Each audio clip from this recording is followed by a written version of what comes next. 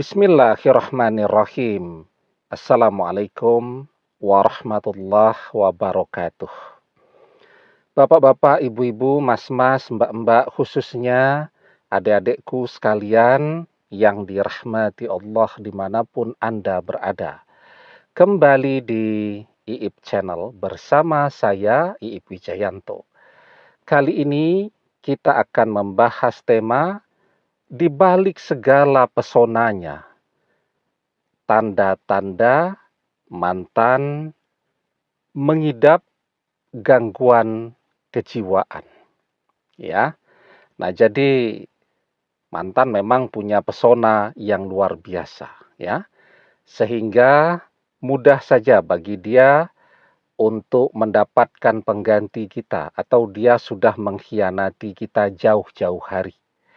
Tetapi setelah kita renungkan, ternyata selama bersama mantan, sesungguhnya kita merasakan tidak nyaman, ya, karena mantan ini menunjukkan gejala-gejala yang sakit jiwa tadi.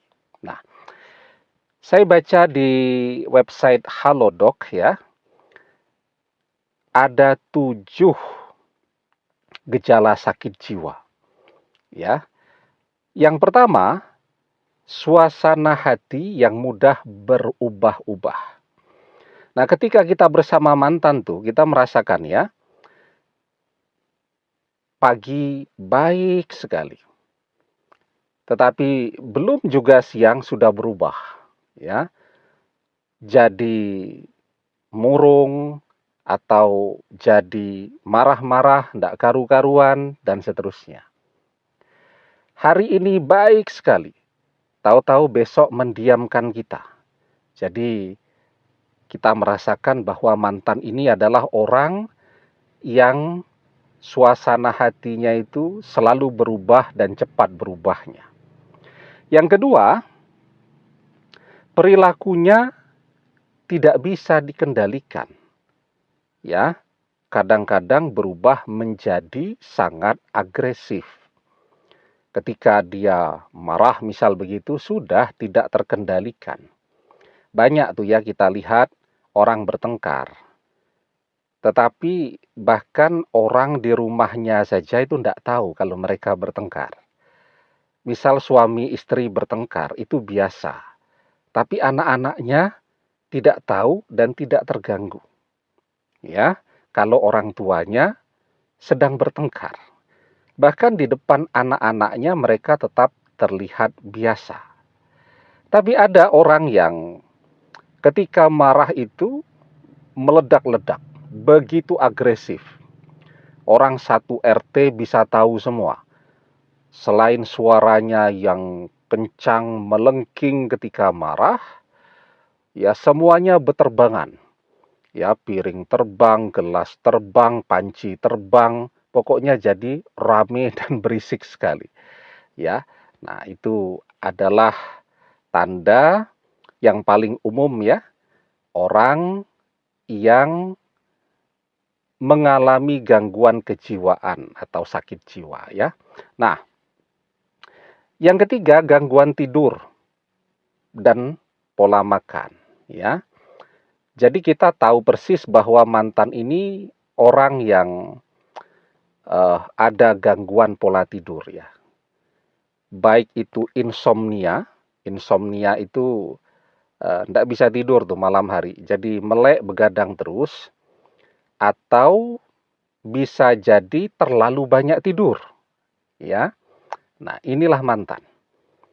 Kalau malam tidak bisa tidur, maka harus chatting tuh kita. Dia tidak peduli mau sampai jam berapa, harus ada yang menemani misal.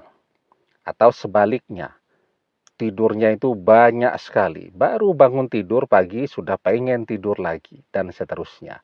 Dan itu juga akan berpengaruh kepada pola makannya. Ya. Kemudian yang keempat, kehilangan motivasi dan minatnya. Sehingga membuat dia, kalau dia kuliah, jadi tidak semangat kuliahnya, jadi malas gitu. Kalau dia bekerja, juga kehilangan minatnya kepada pekerjaannya, ya, sehingga jadi malas, sampai kemudian dipecat, di PHK, jadi nganggur. Kalau sudah nganggur, bawaannya tidur terus, ya. Nah, itu. Kemudian yang kelima, kesulitan berpikir dan berkonsentrasi. Ya, jadi mantan itu kalau diajak memikirkan sesuatu itu malas. Ya, banyak tuh ya, ibu-ibu tuh yang mengeluh jika suaminya itu malas diajak berpikir. Ya, misal pada saat pandemi kemarin, diberhentikan dari tempat kerja, ya, kan harus ada solusinya. Diajak rembuan, malas, ya. Diajak rembuan lagi, marah. Kemudian marahnya berubah jadi agresif. Jadi dia sulit untuk diajak berpikir, ya, dan kemudian juga sulit untuk berkonsentrasi. Kemudian gejala yang paling umum lainnya, mengalami halusinasi dan delusi, ya. Jadi halusinasi itu melihat atau mendengarkan sesuatu yang tidak ada. Jadi misal mantan itu dia merasa mendengar ada orang berbicara, mendengarkan ada suara. Yang lain tidak ada yang mendengar, ya. Melihat sesuatu. Kamu lihat nggak tadi ada yang lewat? Nggak ada, ya. Nah, itu kita sering tuh merasakan ketika misal bersama dengan mantan tadi, ya. Atau delusi, ya. Delusi itu memiliki keyakinan yang tidak sesuai dengan realita. Nah, delusi ini juga gejala yang paling umum tuh. Banyak tuh orang sebenarnya mengalami delusi, ya. Jadi misal kita merasakan ada seseorang yang sangat mencintai kita, yang tergila-gila kepada kita. Padahal yang bersangkutan sama sekali tidak punya perasaan apapun kepada kita, bahkan kenal saja tidak. Misal saya pernah ketemu tuh ya, dia pokoknya cerita tuh serius banget ya, tentang perjalanan kisah cintanya dengan seseorang. Ya, dia tunjukkan tuh fotonya. Wah, saya bilang ganteng sekali, ya. Tapi ternyata orang ini yang dia tunjukkan itu adalah artis yang tidak kenal dia sama sekali, ya. Nah, itu namanya mengalami delusi. Meyakini sesuatu yang tidak sesuai dengan realita. Ya, mantan itu juga begitu. Ya, jadi misal dia sering meyakini misal bahwa dia itu adalah orang yang sakti, ya, punya kesaktian begini, begitu, dan seterusnya. Padahal realitanya tidak begitu. Dia meyakini bahwa dia itu anak orang yang sangat kaya, ya, walaupun realitanya kita tahu tidak demikian.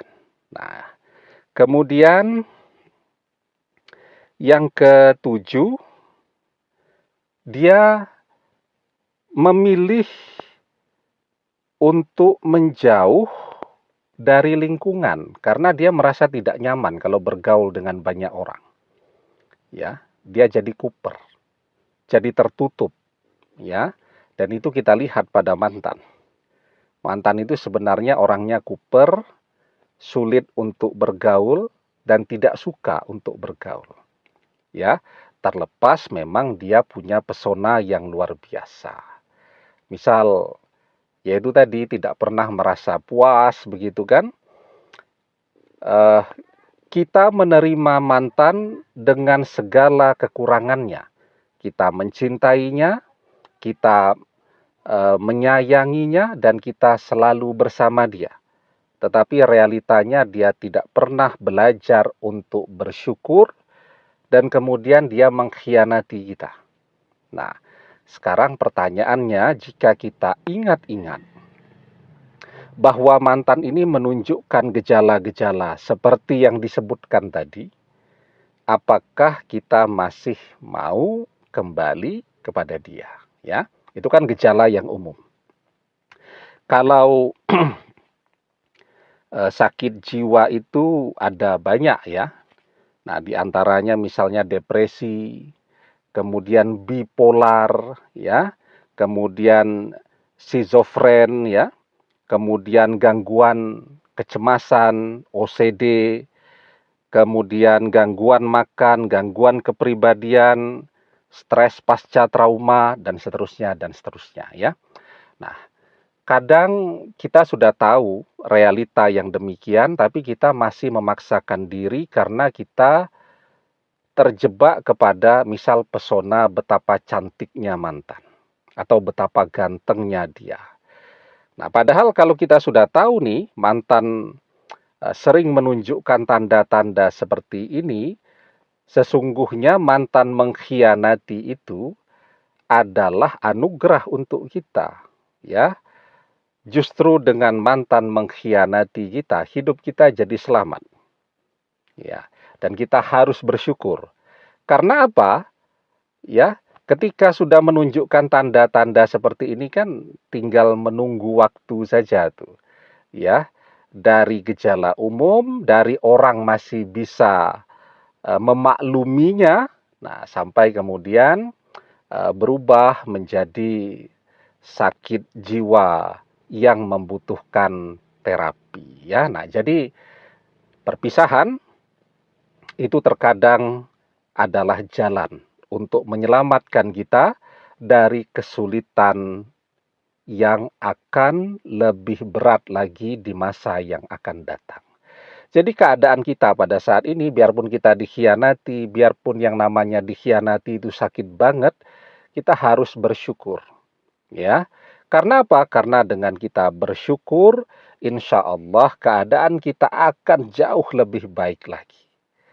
Maka Allah Subhanahu wa Ta'ala berfirman, "La in syakartum la azidannakum wa la in kafartum inna adzabil lasyadid."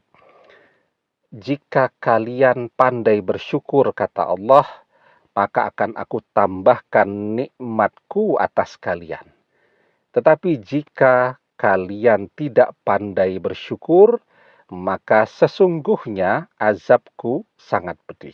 Ya, jadi kita bersyukur dengan keadaan kita pada saat ini.